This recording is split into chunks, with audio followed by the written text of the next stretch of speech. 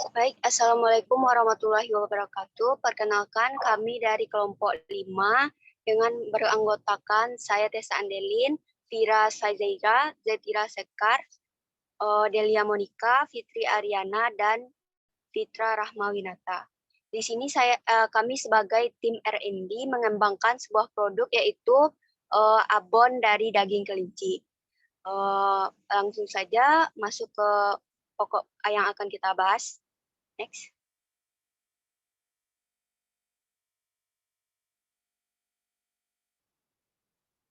Yang pertama, saya sendiri akan membahas mengenai faktor keamanan mikrobiologis. Next. Next. Dua kelompok besar mikroba yang berperan pada mutu dan keamanan mikrobiologi produk, yaitu yang pertama ada mikroba patogen. Mikroba patogen adalah mikroba yang sangat menentukan keamanan mikrobiologis produk, dan walaupun biasanya keberadaannya itu sangat kecil, tapi sangat membahayakan untuk kesehatan. Yang kedua ada mikroba pembusuk. Adalah mikroba yang umumnya tidak menyebabkan penyakit pada orang yang mengkonsumsinya, tetapi menyebabkan terjadinya penyimpangan terhadap produk baik dari segi bau, flavor, dan warna, sehingga produk tidak lagi layak untuk dikonsumsi. Next. Faktor yang mempengaruhi pertumbuhan mikroba dalam produk terdapat 4 faktor. Meliputi minyak dan struktur yang dimiliki oleh bahan pangan. Contohnya yaitu AW. AW adalah aktivitas air atau banyaknya air bebas dalam bahan makanan yang dapat digunakan untuk pertumbuhan mikroorganisme. Pertumbuhan dan metabolisme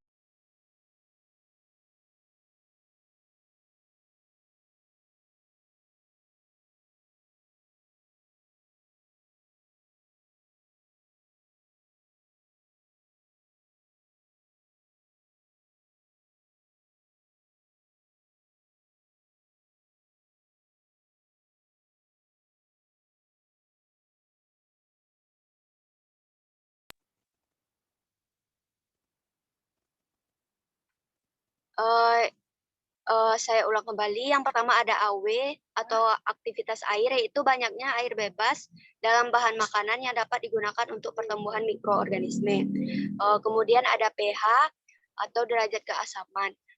pH ini untuk setiap jenis mikroba berbeda-beda pH optimum untuk pertumbuhannya. Kemudian ada potensial oksidasi reduksi atau yang dikenal juga sebagai EH. Untuk mikroba aerob, maka dibutuhkan EH positif atau teroksidasi. Dan untuk mikroba anaerob, butuh EH negatif atau terreduksi. Selanjutnya ada kandungan nutrisi. Untuk pertumbuhan dan metabolisme, mikroba membutuhkan air, sumber energi, dan juga sumber nitrogen dan sumber vitamin. Di dalam daging kelinci sendiri mengandung lemak sebanyak 10,2%, protein sebanyak 20,8%, dan yang paling banyak yaitu air 67,9%. Yang kedua ada faktor ekstrinsik, meliputi kondisi lingkungan pada makanan dan penyimpanan bahan pangan. Di antaranya ada suhu penyimpanan. Untuk setiap jenis mikroba butuh kisaran suhu tertentu untuk dapat tumbuh, atau dikenal juga sebagai suhu optimum.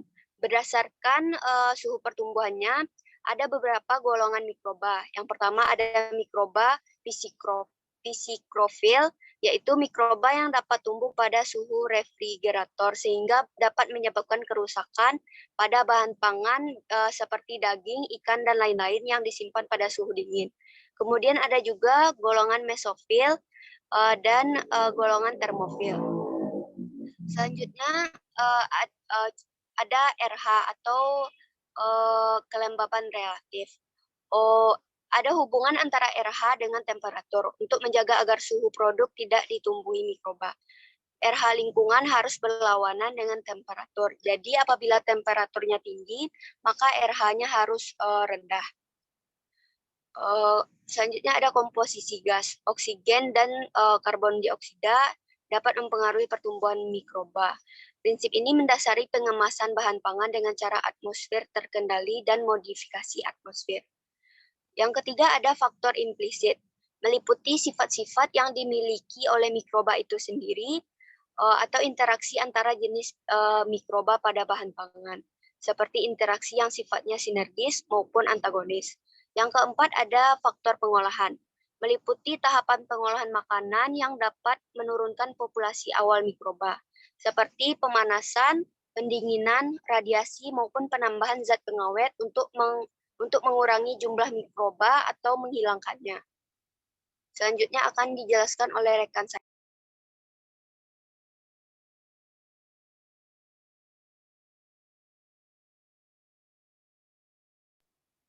Selanjutnya yaitu indikator mutu mikrobiologis produk.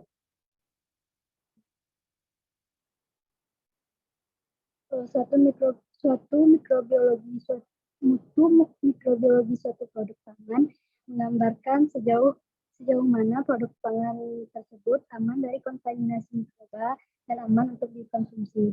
Berikut adalah spesifikasi persyaratan mutu abon. Bentuknya harus normal, baunya normal, rasanya harus normal, dan warnanya harus normal. Kadar airnya maksimal 7% B per D, kadar abunya maksimal 7% B per D, abu tak larut dalam asam maksimal 0,1% B per D, lemak maksimal 30% B per D, protein maksimal 15% B per D, zat kasar maksimal 1% B per D, gula jumlah sebagai saktosa maksimal 30% B per D, pengawet sesuai dengan SN mod 0102287.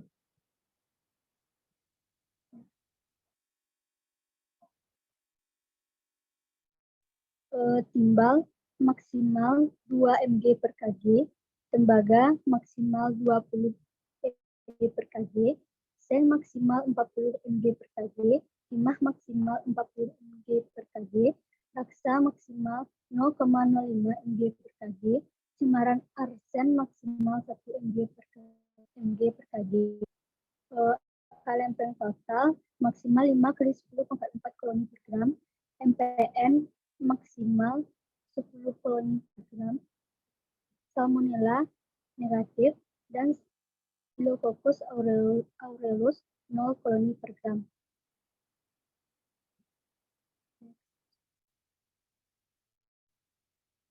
Analisis mikrobiologis pangan. Yang pertama yaitu uji angka lempeng total atau ALT. Metode kuantitatif digunakan untuk mengetahui jumlah mikroba yang ada pada suatu sampel. Umumnya dikenal dengan angka lempeng total atau ALT. ALT dan lebih tepatnya ALT aerob mesofil atau anaerob mesofil menggunakan media padat dengan hasil akhir berupa koloni yang dapat diamati secara visual berupa angka dalam koloni per mili atau per gram atau koloni per 100 ml. Pada perhitungan dengan cara ini diperlukan beberapa syarat yang harus dipenuhi, yaitu jumlah bakteri tiap petris antara 30 sampai 300 koloni. Jika memang tidak ada yang memenuhi syarat, dipilih yang jumlahnya mendekati 300. Tidak ada koloni yang menutup lebih besar dari setengah luas petridis. Koloni tersebut dikenal sebagai spread. Hasil yang dilaporkan hanya terdiri dari dua angka, yaitu angka pertama di depan koma dan angka kedua di bawah koma.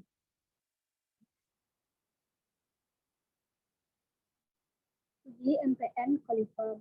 Coliform merupakan subgrup bakteri yang digunakan sebagai indikator adanya polusi kotoran dan kondisi yang tidak baik terhadap air, makanan, susu, dan produk-produk susu. Teknik MPN banyak digunakan untuk menghitung populasi mikroba dalam bahan atau produk pangan. Perhitungan mikroba dengan teknik MPN merupakan kombinasi antara pertumbuhan populasi mikroba dan tabel MCQ. Teknik MPN didasarkan pada pengenceran contoh. Prinsipnya, bila contoh diencerkan terus-menerus, maka akhirnya akan dibuat larutan yang tidak mengandung mikroba atau steril.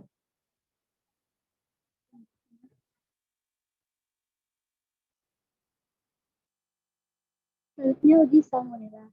Salmonella adalah bakteri gram negatif berbentuk batang, bukan spora dari 2.500 serotype yang kesemuanya diketahui bersifat patogen baik pada manusia atau hewan, aerob atau fakultatif anaerob.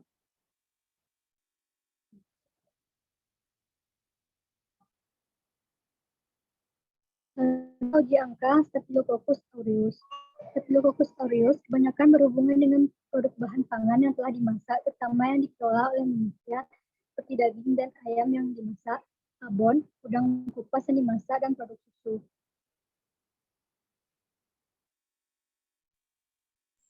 Selanjutnya akan dijelaskan oleh rekan saya.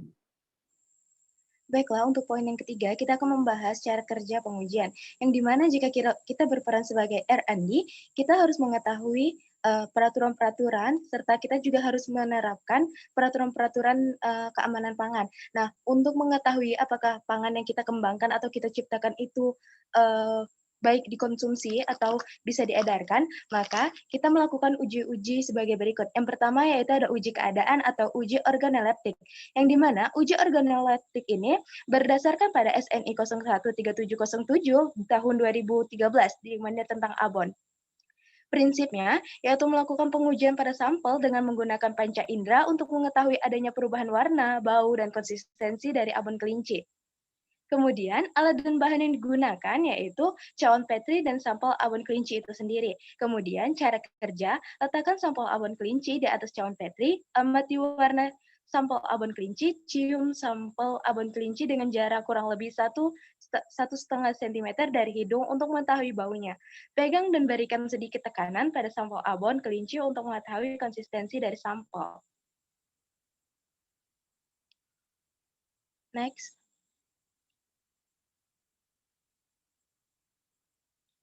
Kemudian ada uji kadar air atau metode oven berdasarkan dengan SNI 012891 tahun 1992, yaitu mengenai cara uji makanan dan minuman. Adapun prinsipnya yaitu kehilangan bobot pada pemanasan suhu 105 derajat Celcius dianggap sebagai kadar air yang terdapat pada sampel. Alat dan bahan yang digunakan yaitu cawan Petri, esikator, oven, neraca analitik, dan sampel abon kelinci itu sendiri. Adapun cara kerjanya yaitu ambil 1-2 gram sampel abon kelinci dan diletakkan pada cawan Petri yang sebelumnya sudah diketahui berat bobotnya. Keringkan pada oven bersuhu 105 derajat Celcius selama 3 jam. Lalu didinginkan dalam esikator. Timbang ulangi langkah ini hingga mendapatkan bobot yang tetap dan hitung kadar airnya. Untuk menghitung kadar air sendiri, kadar air dalam satuan persen yaitu dengan cara berat sebelum dimasak dikurang dengan berat setelah dimasak per berat sebelum dimasak dikali dengan 100%.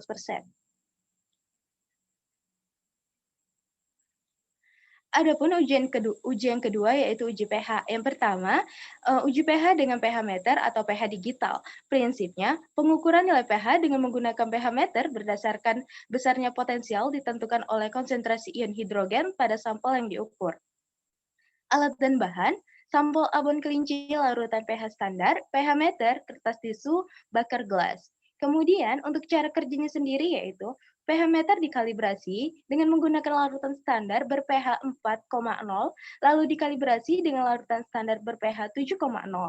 Ambil 5 gram sampel dan ditambahkan 50 ml aqueous, lalu dihomogenkan. Kemudian, diuji menggunakan pH meter. pH diukur dengan mencelupkan elektroda pH dan dibiarkan sampel terbaca konstan. Dilakukan pengukuran pH 2 kali pada tempat yang berbeda. Nilai pH diperoleh dari rata-rata kedua hasil pengukuran.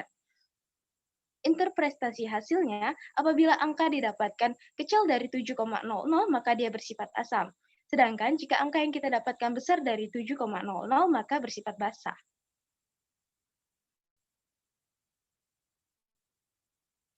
Yang kedua yaitu uji pH dengan pH strip. Prinsipnya, kertas pH strip akan berubah warnanya sesuai dengan tingkat keasaman dan dibandingkan dengan warna standar indikator. Alat dan bahan, sampel abon kelinci, kertas tisu, cawan Petri, kertas indikator universal. Adapun cara kerjanya, kertas pH strip dicelupkan ke dalam ekstrak sampel abon kelinci, kemudian dibandingkan dengan daerah standar warna indikator. Untuk interpretasi hasilnya, perubahan warna kecil dari 7 bersifat asam, sedangkan untuk perubahan warna besar dari 7 bersifat basah.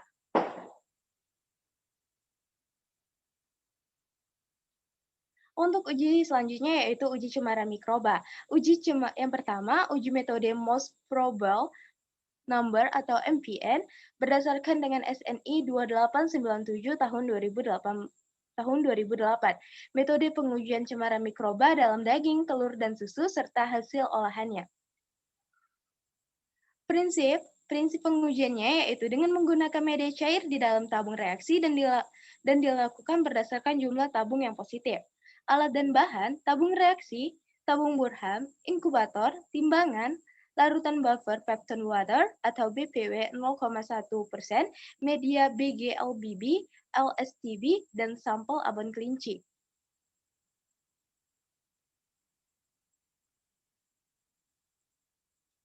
Selanjutnya, untuk cara kerja akan dijelaskan oleh rekan saya.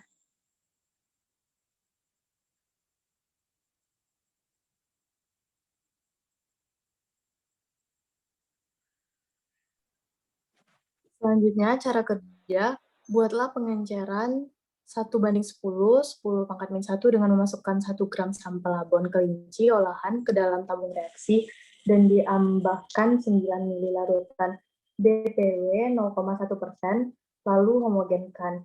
Pindahkan 1 ml larutan pengenceran 10⁻⁻1 tersebut dengan pipet steril ke dalam larutan 9 ml BPW 0,1% untuk mendapatkan pengenceran 10⁻⁻2. Dengan cara yang sama seperti di atas, dibuat pengenceran 10⁻⁻3. Pipet masing-masing 1 ml dari setiap pengenceran ke dalam 3 seri tabung LSTB yang berisi tabung Durham. Inkubasi pada temperatur 35 derajat Celcius selama 24 jam sampai dengan 48 jam. Perhatikan adanya gas yang terbentuk di dalam tabung Durham. Hasil uji dinyatakan positif apabila terbentuk gas. Selanjutnya dilakukan uji peneguhan. Pengujian harus selalu disertai dengan menggunakan kontrol positif. Pindahkan biakan positif dengan menggunakan jarum inokulasi dari setiap tabung LSTB ke dalam tabung BGLBB yang berisi tabung Durham. Inkubasikan BGLBB pada temperatur 45,5 derajat Celcius selama 24 jam, kurang lebih 2 jam. Jika hasilnya negatif, inkubasikan kembali selama 48 jam, kurang lebih 2 jam. Perhatikan adanya gas yang terbentuk di dalam tabung Durham. Hasil uji dinyatakan positif apabila terbentuk gas. Selanjutnya gunakan tabel probable number untuk menentukan nilai MPN berdasarkan jumlah tabung BGLBB yang positif mengandung gas di dalam tabung Durham sebagai jumlah Hcl per mililiter atau per gram. Next.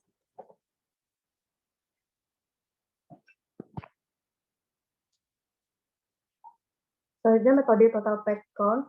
Prinsipnya yaitu untuk menunjukkan jumlah mikroba yang terdapat dalam suatu produk dengan cara menghitung koloni bakteri.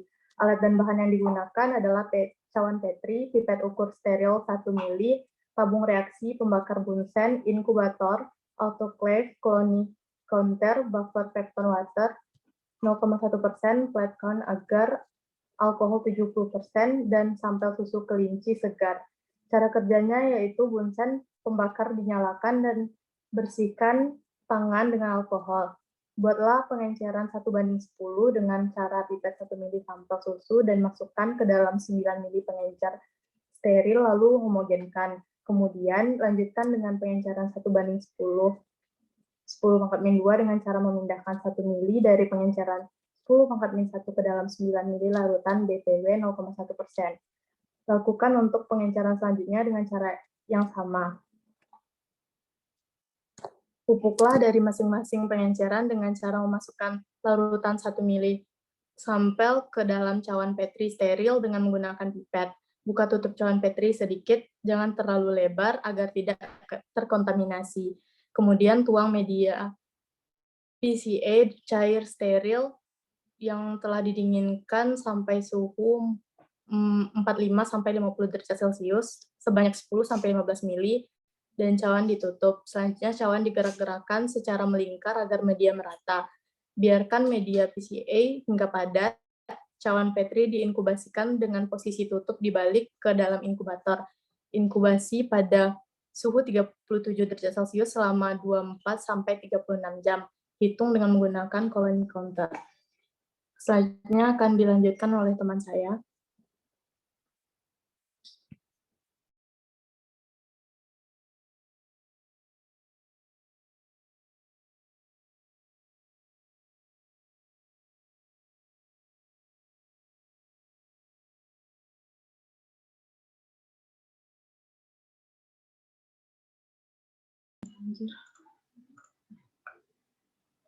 Baik, selanjutnya yaitu ada uji salmonella. Prinsip dari uji salmonella ini adalah untuk mendeteksi ada atau tidaknya cemaran salmonella pada sampel abon kelinci. Terdapat 4 tahapan dalam melakukan uji salmonella, yaitu prapengkayaan dalam media cair non-selektif, pengkayaan dengan media cair selektif, inokulasi dan identifikasi dengan media padat selektif, serta konfirmasi identitas salmonella dengan uji biokimia. Cara kerjanya yaitu yang pertama ada tahapan prapengkayaan, di mana dilakukan dengan cara menimbang sekitar 25 gram sampel, lalu dipindahkan ke dalam plastik stomacher steril. Kemudian ditambahkan sebanyak 225 ml cairan BPW, lalu sampel dihomogenkan selama 31 detik untuk kemudian dilakukan inkubasi selama 16-20 jam pada suhu antara 36 hingga 38 derajat Celcius. Selanjutnya yaitu ada pengkayaan selektif yang dimulai dengan memipet hasil dari prapengkayaan sebanyak 1 ml ke dalam 10 ml bahan MKTTN, kemudian diinkubasi selama 21 hingga 27 jam dengan suhu 36-38 derajat Celcius. Kemudian 0,1 ml dari hasil prapengkayaan juga dimasukkan ke dalam RPS untuk diinkubasi pada waktu yang sama dengan perlakuan MKTTN pada suhu maksimal 42,5 derajat Celcius. Yang ketiga ada tahap inokulasi dan identifikasi, di mana hasil biakan dari tahap kedua diinokulasikan masing-masing 1 sangkelit pada permukaan BGA dan XLD. Selanjutnya dilakukan inkubasi selama kurang lebih 27 jam dengan suhu maksimal 38 derajat Celcius. Yang keempat, ada tahap konfirmasi. Pada tahap ini dipilih 2 atau lebih koloni spesifik pada BGA dan XLD, lalu dilakukan inokulasi pada media Na atau natrium agar. Selanjutnya dilakukan uji konfirmasi, salah satunya dengan metode TSIA atau dengan menginokulasikan koloni dengan menusuk dan menggores pada media TSIA.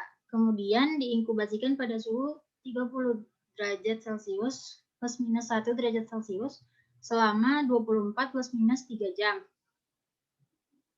Selanjutnya akan dijelaskan oleh rekan saya. Baik, selanjutnya itu uji Yes dan MOLD. Yang pertama yaitu pemeriksaan mikroskopis. Prinsipnya untuk melihat ada tidaknya kapang dan kamir dalam sampel. Alat dan bahannya yaitu sampel abon kelinci, media sabor dextrose agar atau SDA, cawan Petri, piset steril, dan bunsen. Prosedur kerjanya yaitu media SDA dituangkan pada cawan Petri sebanyak 15-20 ml dan ditunggu hingga memadat. Selanjutnya sampel abon kelinci seberat 1 gram diletakkan pada media SDA dan diinkubasikan pada suhu ruang selama 1-3 hari. Keberadaan yeast dan mold dapat diamati setelah 3 hari. Next.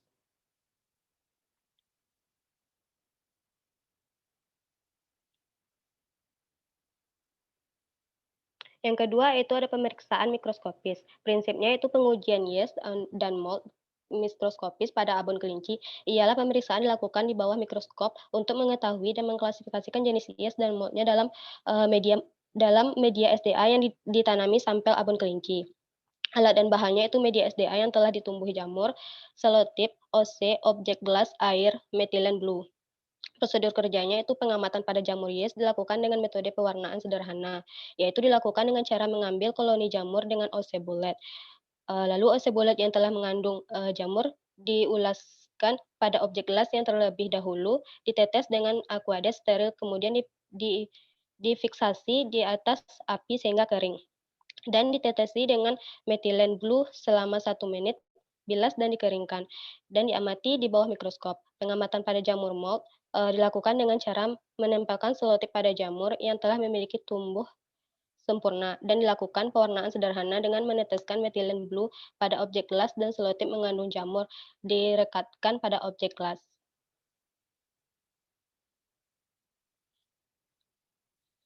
Sekian presentasi dari kelompok kami.